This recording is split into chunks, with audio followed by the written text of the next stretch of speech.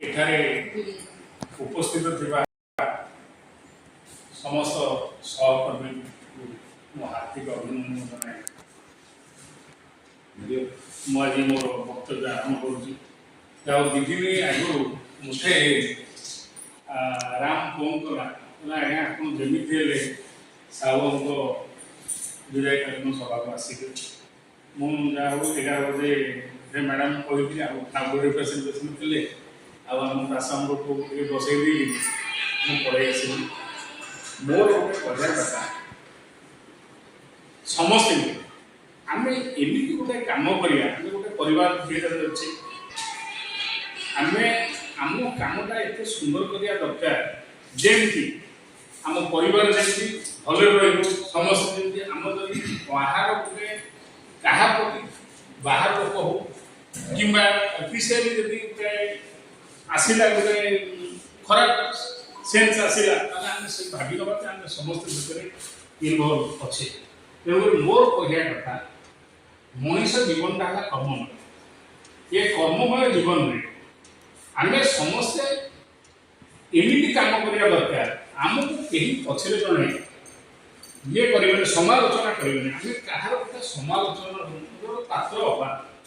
तेणुक मुझे ये मोर गोटे कथा मन पड़े आप समझ जानी पंडित गोपबंधु दास सी कौन लिखिले मानव जीवन नुई केवल वर्ष मास दिन दंड कर्मे जी मोर कर्म एकाकार जीवन मानदंड तेणुक से जिनसा गीतार भगवान कौन कह कृष्ण कहते काम कर फल आशा कर तेणुक आम मो कहना कथा आम एमती गोटे कम करा दरकार आम परिवार प्रति जमी कई हाथ उठेबे जदि किए हाथ उठेबे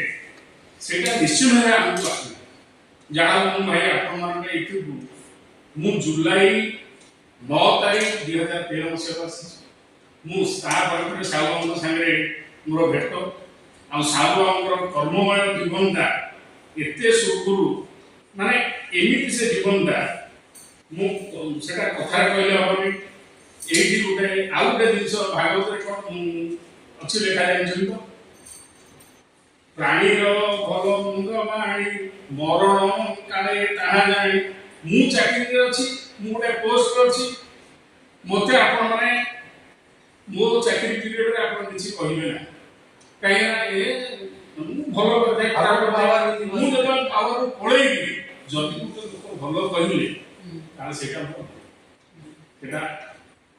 बुझिपारे तेणुक साहू विषय कौन कह सी संपूर्ण रूपे गोटे